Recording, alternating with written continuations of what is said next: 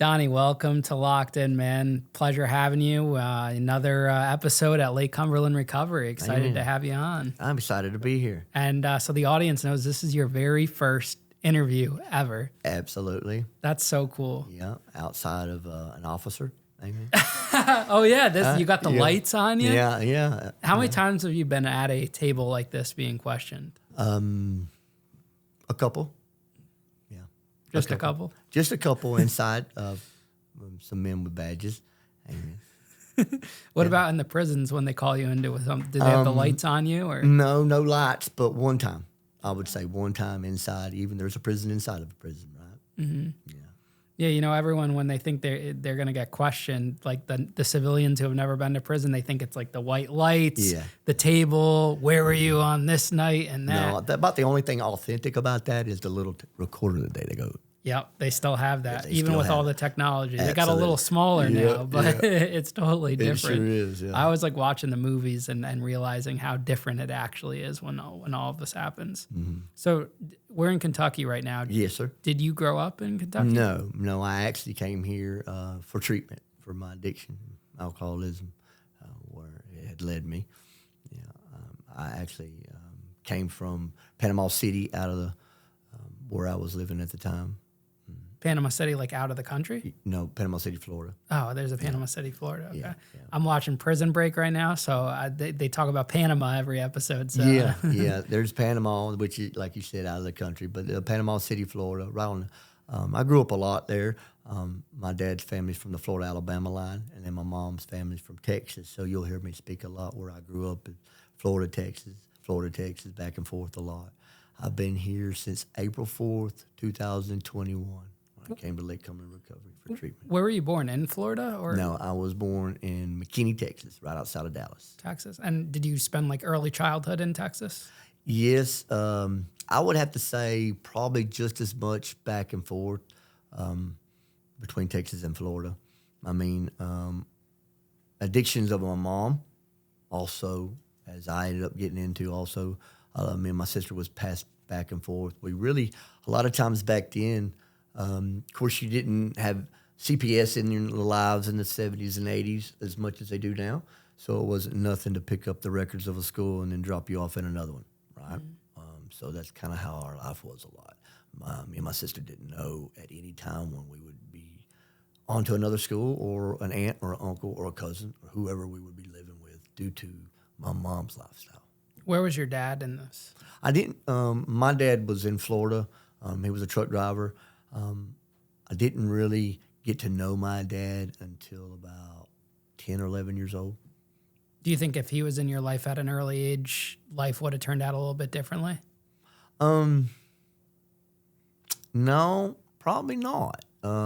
Maybe. No, I really don't know, because it was just as intense of a lifestyle in my dad, where I lived with my dad, as it was with my mom. The only difference is my dad settled down when me and my sisters moved in. He stopped his wild life and tried to make better of ours. But, of course, we just was hard-headed, so already on that lifestyle. How old were you when you realized your mom was an unstable environment? Man, actually acknowledged that? Oh, man. You know, that's hard to say. Probably older, because that was just normal. You know, I didn't know that it wasn't normal. I didn't know that, you know, partying and getting high and doing all those things with your mom. I registered success with my mom. It was happy, good times until it wasn't. But I didn't know what was really going on until, I want to say probably 12 or 13.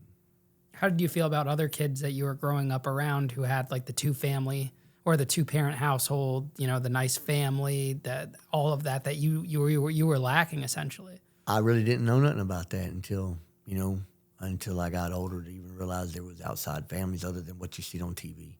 Brady Bunch type stuff was on TV. It wasn't my world. It was poverty everywhere I grew up. I didn't really, I've never been the kid that kind of got jealous about that kind of stuff. I didn't know later until I start working on that stuff that comes out that there was ever an issue there. It's what they teach you in recovery when you're working steps on your getting that stuff out that you never knew even bothered you from a child. I never knew that I had issues that were as a result of that kind of lifestyle because it was just a normal thing for me until later in life of how far my addiction took me to when I really settled down with people who get that out of you to talk about it. How would your sister describe you if she was here right now? My sister? Yeah, back then. Back then? Yeah, how would she describe you? A hateful kid. Real mean. Like bully type of mean? All the way. Mean, hateful, bully. Yeah, I was. Really bad. Where do you think that came from? Well, then I couldn't have told you. But today I think it was just because of the lifestyle that I was in that I couldn't control. Watching the things that my mama went through. Now, I'll speak about my mom and a lot of things that happened. But I do want to say this, that because of where I've ended up today in my life, now I have total respect and love for my mother. But it took a lot of years. It absolutely took me getting to where she was to have an understanding. She was a bad heroin addict. She was a bad junkie. There was things that I was a part of as a child that traumatized me in ways that I didn't know it was. You know, fights as a kid that I would have to do at biker rallies and parties, fight other kids to get what she needed to get. I didn't know at that time, but now I have an understanding. And if I didn't succeed in that, there was consequences. So I didn't realize how much trauma that was till later on in life. Obviously. But I don't allow that to affect me today like that. I just acknowledge that that's where it came from. I had anger towards my mom because I couldn't control. I wanted the success, when I registered success with my mom, getting high with my mom, all that as a child. Me and my mom, I started using with my mom at 8 years old. And me and my sister both, she's a year older than me, my sister. So that lifestyle of recklessness is just was a normal. So I didn't have anything against kids who had more than me. Me and my sister both had a birthday. Our birthdays are the same day, exactly 1 year apart. She's November 30th, 1977 is mine. November 30th, 1976 is hers. We were in the stage of poverty due to addictions that our birthday and our Christmas presents were both the same. And sometimes we shared it. Not hear about a woe is me card, but that's just the reality of it. Cornflakes and sugar water and a syrup sandwich was definitely a part of my life. Do you feel like you weren't given a fair shot at life being born into the life you were born into? You know, maybe a lot would say that. But today, I have to say, man, I wouldn't have traded it for nothing. I wouldn't. There was times it has definitely molded and shaped me to be a soldier in the right army today because I get to help others that went through what I have been through and what God has brought me through today. Anything that I've went through, man, it had to happen. I'm not going to sit here and tell you that, God made that happen, but he allows things. I truly believe that today so that I could be here helping a family and brothers and sisters that are like-minded, just like me, who has fought addiction, who's been in prison, who has been homeless, who has lost everything, who has ate out of dumpsters and cardboard boxes, and who just ain't had nothing but death and destruction in their life for many years. To have that overcome and still fight today and get to help others, man, I wouldn't go back and have no silver spoon stuck in my mouth. I like what you said about fighting for the right army, Yeah. Because you've been on the wrong side of that. Yeah, I think that prepares you for the right side? Yes, I do. I feel 100% for sure that everything that I've been a part of, affiliated in, or went through helps me be equipped today to bring brothers out. I have real respect. He don't know me, but one of my people that I really look up to is, I don't know if you've heard of Brian T. He's from out in Texas. Brian T. Shout out to Brian T. Man, he Kingdom Music. He's got a real powerful message on coming from the streets and in prisons and affiliations, and now he just goes and shares the word of God and helps people and puts them up and sponsors them to get on the mic and rap and sing music, and it's pretty awesome to see. So I like that, man. I'm inspired by that kind of stuff. Right? Yeah, that's awesome. Yeah. Did you make it through high school? Did you end up graduating? No, I had I was really good in sports. I really had I had signed an intent letter with Bobby Bowden my junior year for Florida State University. I went to Rutherford High School, 5A school in Springfield, Florida, and Bay County, and I lost that same year when I was going on. But I'm glad of that too. I think that, and you say, why is that? Well, because I wouldn't have today what I have. I wouldn't have the gratitude and gratefulness for what I do got and not what I don't got. And so it's just, I have a true understanding today of what is of value, which is real love, man. It's just real care and concern for one another. And if I had millions of dollars and become a football player, what have you, who knows if I will, who knows really is your friends or your loved ones, man. I don't know. Maybe I'm not seeing that right, but that's the way I see it. What I got today, you can't put a price on it. I have true love with my wife for eternity. I couldn't trade that in, and it surely ain't because of my Benjamin Franklins. Amen. And I have a family that are like-minded. I can call on with late coming recovery that God has led me to. I just can't put in words to express the importance of what that does. So that's why I get up today, and I get to do these things. We talk about it. We don't have to. We get to. It gets stressful, and it gets weary, and it gets tired, but it is well worth it, man. When you see people's lives transform around, coming from where I've come from, of hopelessness and a dumpster and affiliations and gangs and prisons, and to feel like you have no other option and nowhere else to turn, and you give up on yourself, but to have others just to reach down in and just love on you, and you can't understand it, and then all of a sudden it starts to just develop the new person that you become, and you have a light that clicks on inside of you, and then you start to have a fire that you start burning, and you want to help others, and then you start to see where the true riches of glory comes from inside, that you start pouring off into others, and then it just becomes an addiction, because I told you I'm an addict, and so I want more of it. Now, that may be with the wrong motive, but at the same time, God's going to work it out because we get to help others. And, man, you can't order that from Amazon. You can't order that off the shelf of Walmart. You can't. You can't buy it, brother. Well, and, here's the thing. Prisons and gangs don't disappear overnight tomorrow. No. So you have been through that life. Yes. You could be preventing, by talking about it Yes. openly and honestly, that next young person Absolutely. that finds himself in a penitentiary Absolutely. and has to join a gang. Absolutely. So you could prevent that. Even brothers that sit down on my couch in my office, man, it's been awesome to see. I've had brothers said, I get to be a chaplain today, so at the facility that I'm at, brothers come to me because they hear me testify, and they say, brother, I need to talk to you. And so we'll sit in my office, and they'll say, man, how do I not go back to that life? How do I lay down my flag? How do I lay down my colors? And I tell them the truth. The truth is, man, if you keep doing the next right thing and you keep moving forward, God will make a way.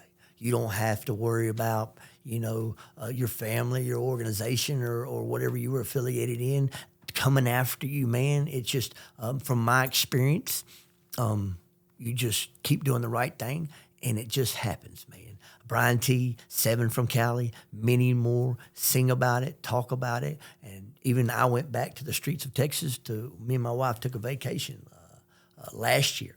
And to get to go back to those streets and the bridges and the streets where you're from and hand out love. And with man, and love never fails, man.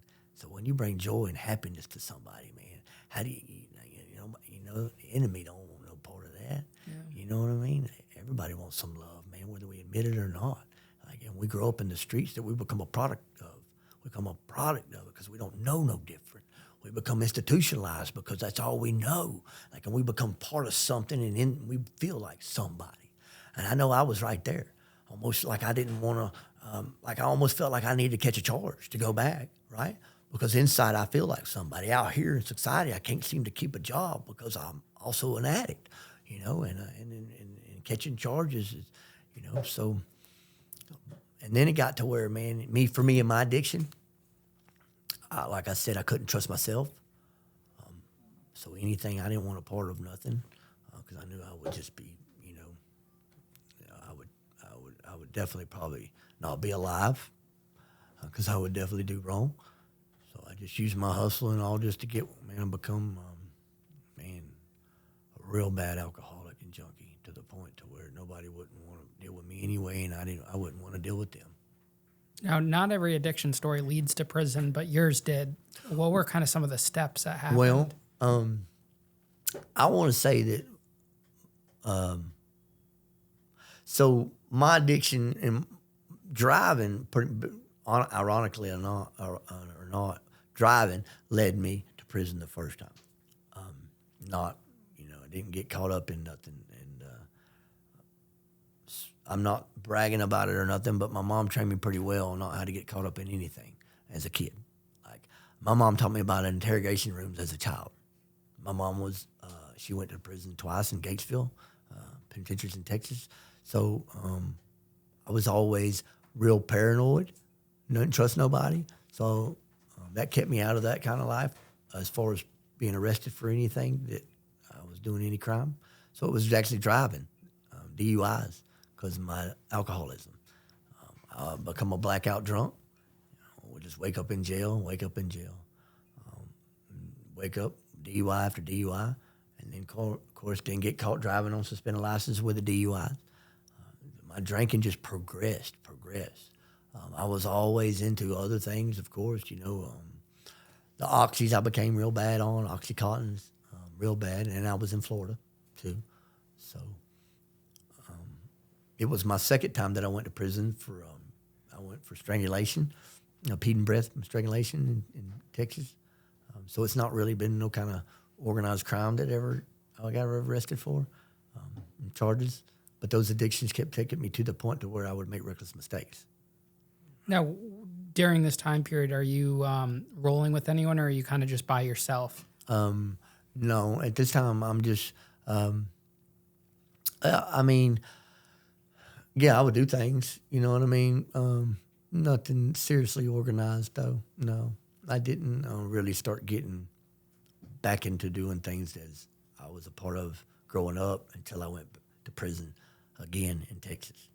Isn't it kind of crazy that prison, like, you could go to prison for, say, like a DUI or anything on your own. You do that solo and you get there, and all of a sudden you're a part of something bigger than yourself. Right. That's even worse than what you got into prison for. Right. Well, it's real political. Right. At least I know the prisons in all through Texas are. It's like California. So pretty much everybody in prison is affiliated some sort of way. Pretty much everybody, unless you are either in protective custody or you are pretty much a servant. Let's just say that in a nice way. And you're meaning like a bitch, kind of. Right. Yeah. Well, we could be straightforward, Yeah. So either or. And that's all the way to the warden. I'm just being straight and honest. I mean, what do you mean by the way to the warden? All the way to the warden. So in other words,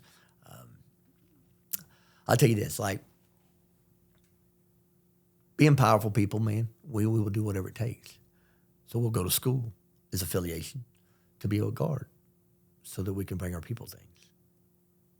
And that's how we all can operate. So I could be in the segregatory with the phone and much stuff as I wanted and never could even get out of the cell. We're going to all do whatever it takes, right? So that's what I mean. Like, people don't have to wear patches or to be affiliated, right? To be a part of. And what's it mean to be affiliated in prison, speaking generally? Well, generated, affiliated, patched out or part of families. You have, families in prison. Every organization has a family. You have street prison gangs, and you have penitentiary prison gangs, and you have organizations. Man, there's just so many branches of it. It really is. Just depends on where you at. So you start off up here in a penitentiary prison gang. get out and start running and doing stuff and shot calling and doing things and have it kind of somewhat together. But if you become an addict like myself, then you end up like just filtering away because you're living under a bridge like I did, you know. And so that's just how it ends up, man. And what about patches? What exactly is a patch? It's not like an actual patch. Like, so, you know, like a GI, for instance, okay, a gang intelligence officer, when you come into prison, they usually strip you down and they go over all your tattoos, and each tattoo is significant in some way. If you got them, like I don't have none on me that are come from a tattoo parlor. I've never had a real gun on me. They are all homemade, and they all have meaning. I earned them in some way, or they have some sort of meaning.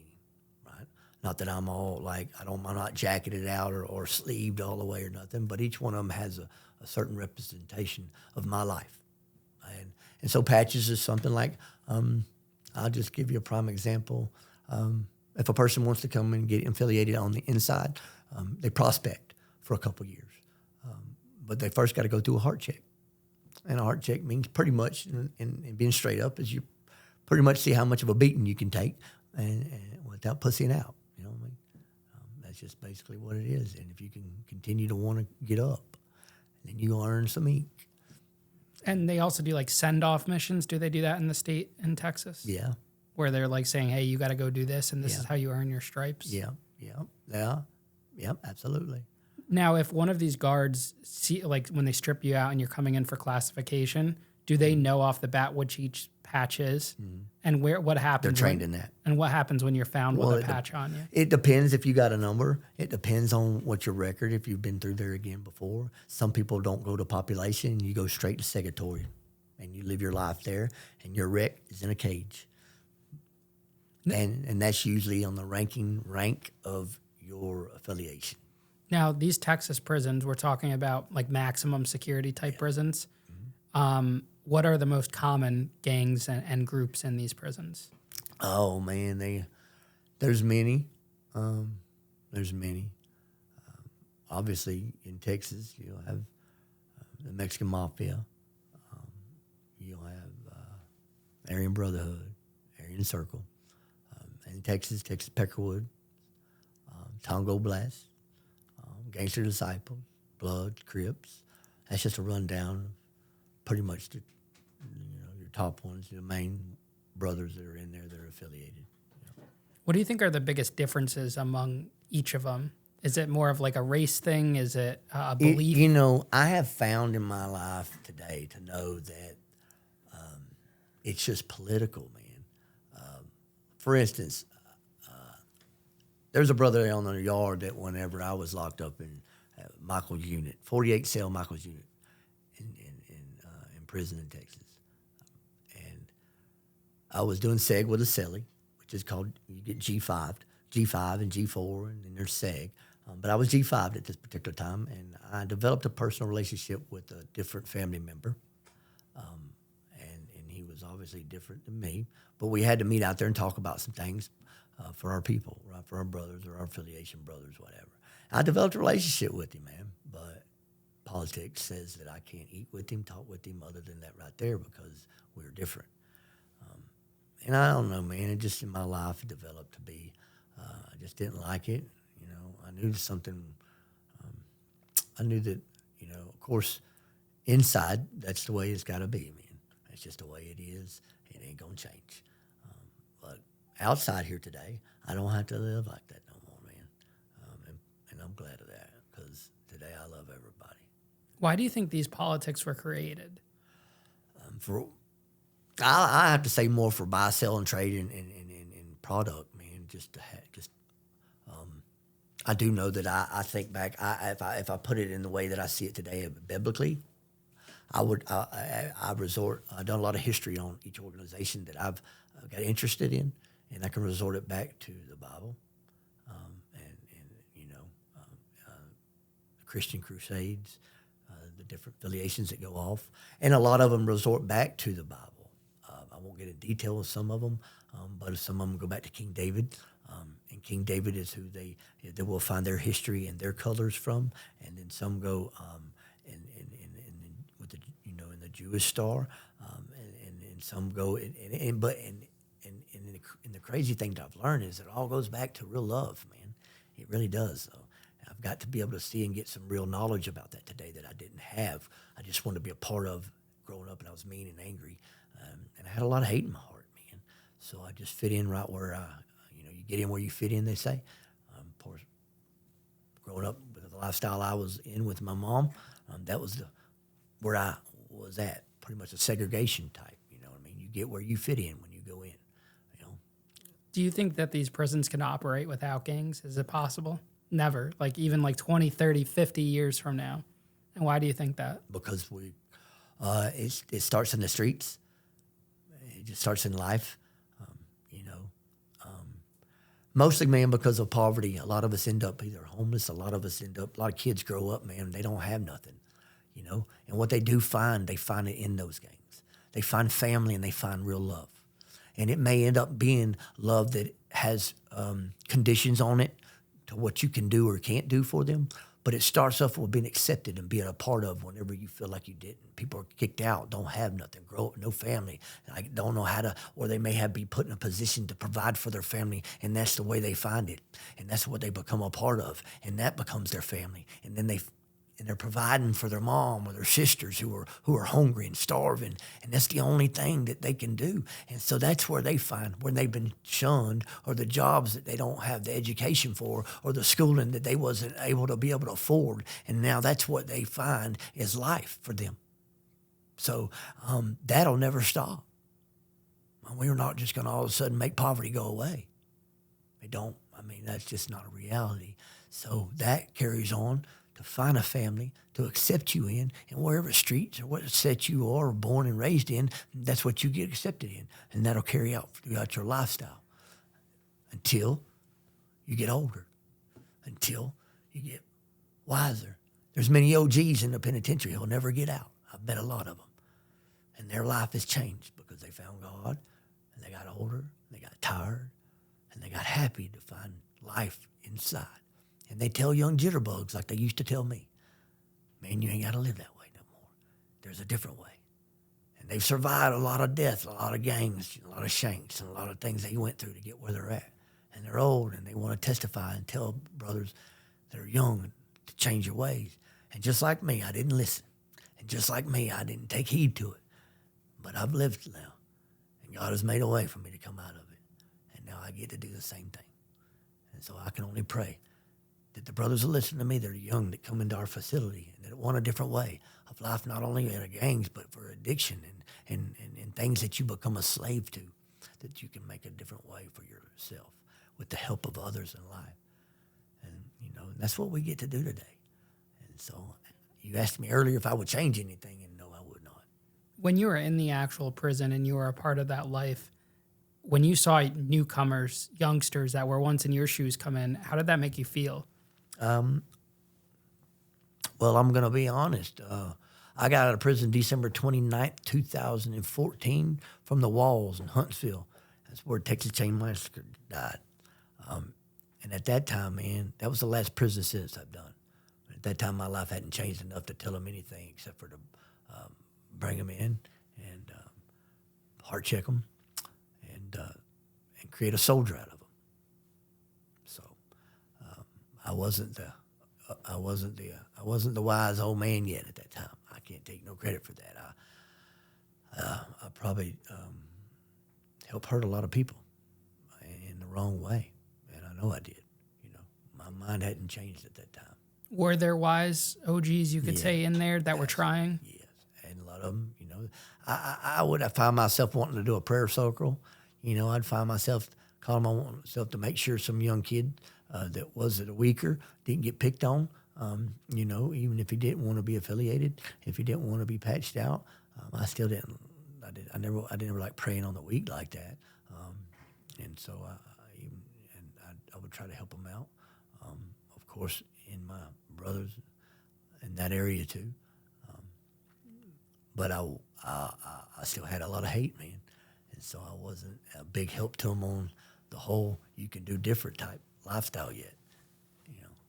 How much now? The U.S., the news, law enforcement, they are very on the streets, anti-gang, cracking down. Politicians are on that. Yeah. But in prison, in my opinion, I feel It's like a whole nother world. I feel like the wardens, the officers, they promote that in a way, whether directly or indirectly. Well, there's a lot of money to be made in the prison. Yeah, that's the problem. A lot. A lot of green cards. People go in and come out a lot richer than they went in, even as convicts and as inmates. Inmate and convicts, you'll hear there a lot of people say there's a difference between being an inmate and a convict. Inmate is just getting started. Convict's been doing it a little while. Do you think that there could be a way where if the guards weren't in the picture, the prison would even operate better? Do you need the guards Yeah. to maintain order? Yeah. But what about the corrupt ones? Don't they do more harm than good? Well, you got to look at it in a political standpoint, right? For instance, man, there would be days that our people would come on shift, and then we get what we want, and then we got to wait a couple of days while other people would come on shift. So it's just like a factory. It's a factory, and without the guards, a lot of times it won't. You know what I mean? And money talks. It always has. The product, and then also, man, unfortunately, people's families get threatened in there too. So you either you're going to do it or get a different job. Do you see a world where there's no corrupt prison guards, knowing everything you know now? No, because today I live a life knowing the difference between also why that is. We have this desire in our fleshly body that just wants to greed and hunger and power and authority, and it's just something that is embedded in us. So for a guard to take his wages of being an officer to a lot different, the temptations is just can't resist, Now, the violence aspect of these gangs, is that necessary? Can that be ever eliminated, or do you think they'll always need that aspect of it? Well, and it's always going to send a message. So, in order to keep it going, unfortunately, I wished it. I'm not sitting here saying that I'm proud of anything that I've been a part of by no means. But will it stop? No. Man, people don't even have no idea really what's going on in there. They really don't. Unless you lived to go through it until in some of the prisons, and some places are a lot worse than others. You got institutions and you got penitentiaries. You got people where there's work camps. You got people that never see the gate. You got people that will never come outside their cell other than a cage. And they're still making shots and calls from under the door with the kind of piece of paper. And the only thing that they know is the brother that puts it back under the door to tell them what's going on. And so the life that they know is behind that door. And they think sometimes, that because a lot of times, man, believe it or not, the biggest shot calls are coming from behind a door that nobody don't ever see. Mm-hmm. Yeah. It's the ones that are doing life in the shoe that are running the prison. Yeah, from the respect. Do you think these shot callers have more pull than the wardens? I think it goes hand in hand. And I say that because they can make the warden's life hell. Riots inside the prison can be tremendously, uncontrollable. And they call in the National Guards because it's happened several times while I've been there. National Guards comes in to get the warden. The warden can't do nothing, can't control it. If we want to make it, I say if they want to make a point, if they want to get what they want, then they'll challenge the guards, and they usually do it on the rec yard. We ain't going back in, we're going to pop it off, or we do it in the lunchrooms, or they do it, it goes down. And then they end up having to call the National Guards off. So it can get carried away. So that's another reason why, it's an oiled machine. It works better for the warden. It works better for the guards. That everybody just follow suit. How effective are riots, do you think, from what you've witnessed in getting what you want? Well, pretty effective. When the buildings get flooded and the fires go, and it's just so much more money than the state wants to pay for, and the warden wants to keep his job. And that's why, because a lot of times guys get locked up in buildings back that have, in the shoe or something, or you got floors and racks of segregatory that they'll to get ranked back there because they're not getting out to get a shower, or we're not getting out to go to rec. You know, especially during the wintertime, guys could be locked out and never get taken a shower. So usually back there, you get handcuffed, you get taken out. Everywhere you go, you get handcuffed to the bean chute to go wherever. And when that doesn't happen for so long, after you've been taking a shower out of the toilet for so long, after you've been not been able to make a move for so long that you want to, or they've shut down on you, well, then you act out. And that's when you flood, like everybody's on. That's when all of a sudden everybody comes together, you know. So all colors and all patches and all gangs come together when everybody wants to make a point or get something traded or swapped or a point across. Like we're about to flood the whole thing. We're about to throw some fires. We're about to pop it off because we want to get ranked back here and we need to get some water. We need to get a shower. We need to get out to go to rec. We need to get what we need to get because y'all owe it to us type stuff. And so when that happens, man, then you know, they'll do it. Now, in these scenarios, is there a certain limit to how far it will be taken? Like, for example, not touching a guard, not, you know, destroying this amount of property, not doing this. Are there rules to this or no? Well, no. It just, a lot of times, sometimes it goes, and there's been times it don't always go the way, because when the National Guard comes in, a lot of people get hurt. A lot of things happen. And you know, just like anything else we do, we reap what we sow. And sometimes the decisions that we make, the plan that we had didn't work out just as quite as we wanted it to, right? And sometimes it does, sometimes it don't. Because they don't play when they bring in the National Guard. You know, now they're mad. You know, now they're going to, you know, they're not taking it easy on you. And what do they use, like rubber bullets and the pepper spray? Yeah, and all the above. Yeah. You know, they come in with those shields, electric shields. They come in with they come in to make sure that you they bring enough with them. You know, so. And you guys are fighting back, or is that when you guys kind of cave in? Yeah, there's sometimes for a little bit. It don't last long usually. You know, you'll be like, okay, you know, but we get our point across, and thing, you know, it does. The point gets taken, and it goes that far, and then things get addressed. And it's kind of like a roller coaster. Things go smooth, and then they go up and they go down, you know. And that's just a cycle of how it is on the inside. Now, the individuals that are in these prisons, what kind of charges would you expect that you see in there? Man, they're just, like I said, I went to prison my first time for DUIs. So. And you end up in a penitentiary. Yeah. I went in for a strangulation charge. I caught another charge for organized crime inside the state penitentiary of Texas. Almost, the guy didn't die, glory to God, for attempted manslaughter, for things that I was doing. While inside. So I went from a nice camp, because in Texas is different. You got to do 2 years on a transfer unit before you'll ever see a main penitentiary, unless you get in trouble. So 2 years, if you don't even have that, you might not even ever see a prison, a real prison. But 6 months into my sentence, I got G5 in Texas, and I was off to life and seg. Do you think that the prison, that environment, fueled that anger that was building up on you? Yes. That's why those things happened. Yeah. Once again, man, I can look back and see where I was just a monster, and I thrived on it. You know, that's what I had. I didn't have love; I had hate. But I love how I think Seven sings a song that says, "I had to know the darkness before I could come to know the light." And that's true. That's so true. How, you know, I had to become broken. I had to come in order. I testify today that in order to know real love, man, I lived a lot of hate. You know, and it's just like it's opposite today. And it's so amazing to see how God has turned my life around from where I was once blind, deaf, and dumb, living in the wilderness, as what I say, to how I have now had my eyes unscaled, as the Apostle Paul did. Just, man, to know what real life is today, and it's love, man. I don't want it.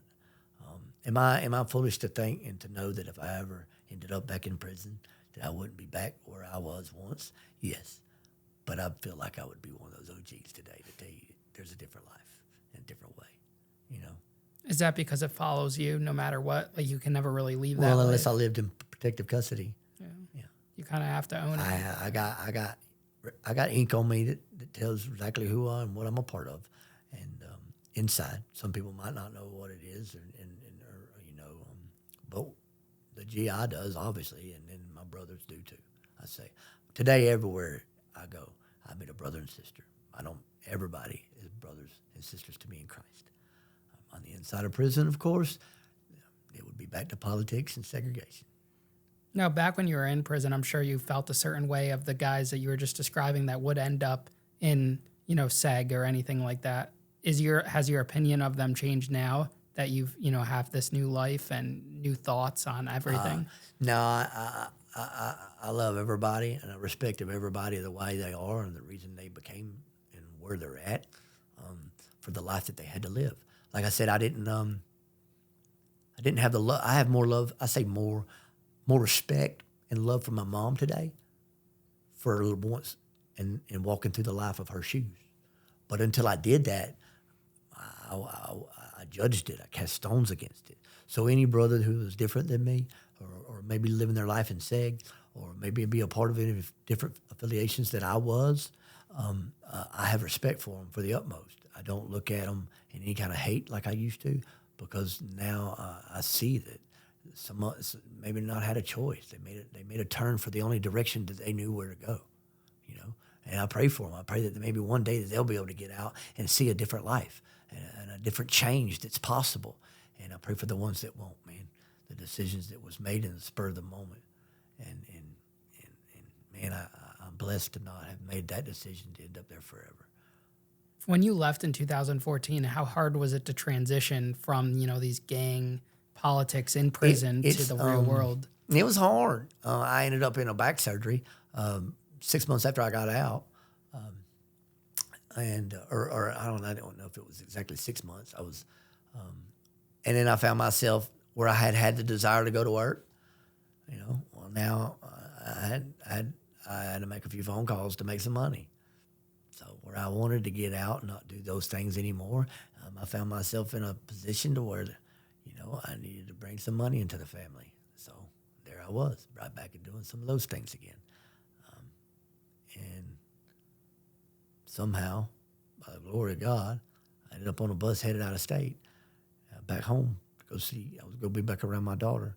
Of course, that didn't end up that way. Every time I've ever attempted to go do the right thing, my addictions of my life brought me right back to where I didn't want to be.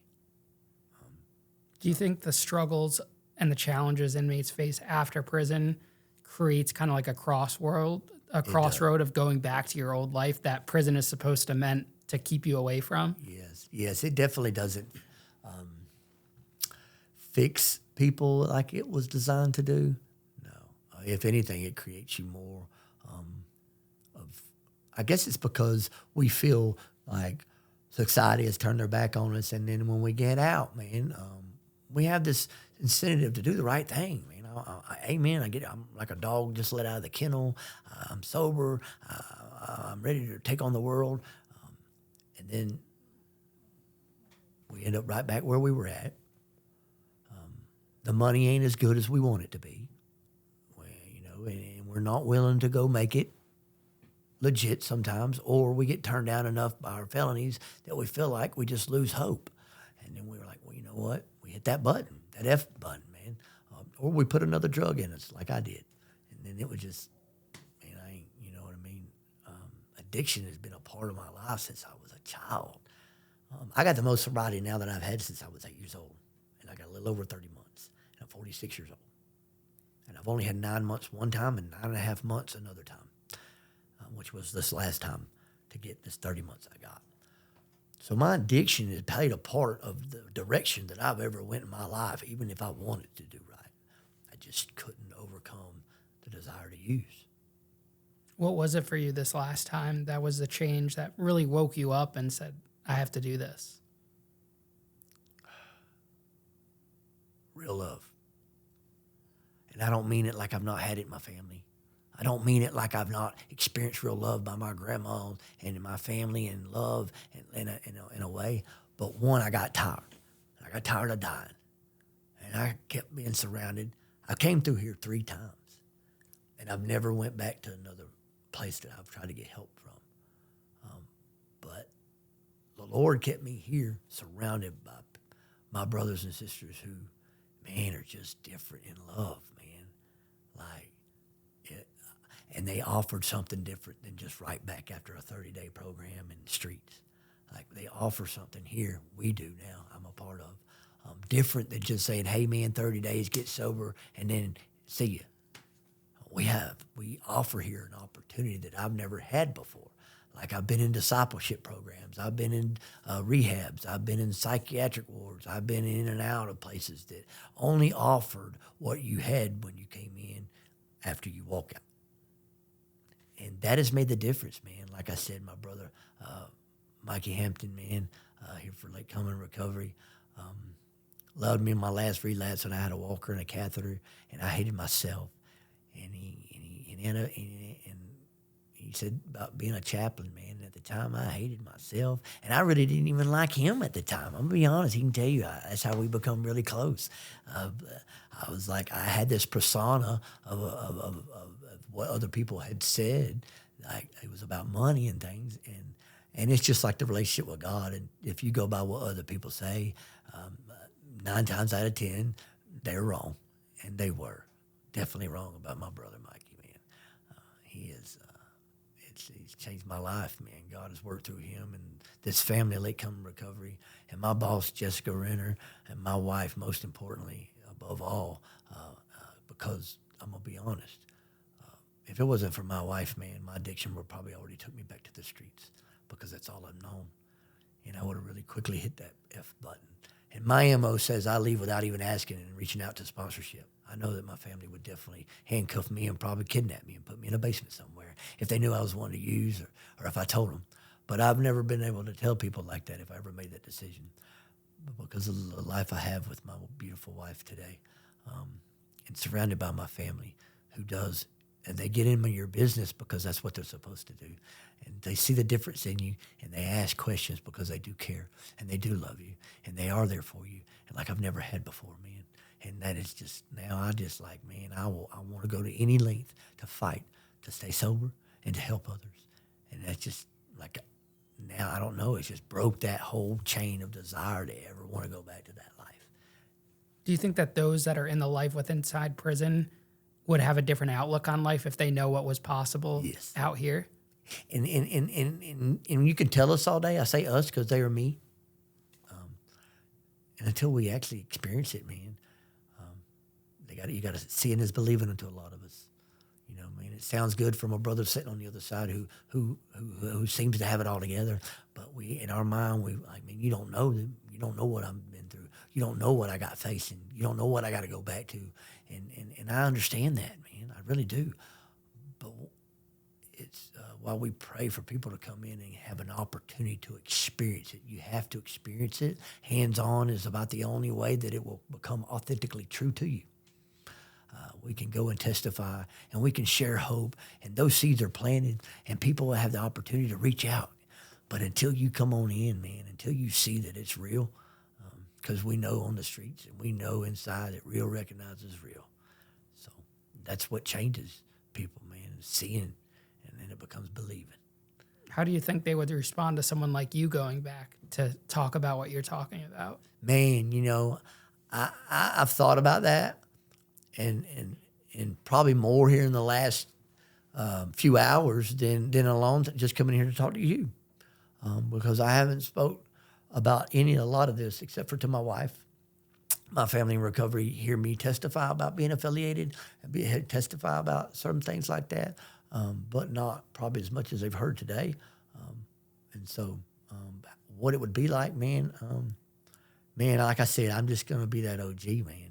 If I pray that don't ever happen, and I pray, glory to God, I don't ever get put in a position for that to happen. But it ain't going to be because I went and created a crime. It ain't going because I'm going to be in organized crime anymore. It ain't because I'm going to go and somebody tell me go, take care of something for them.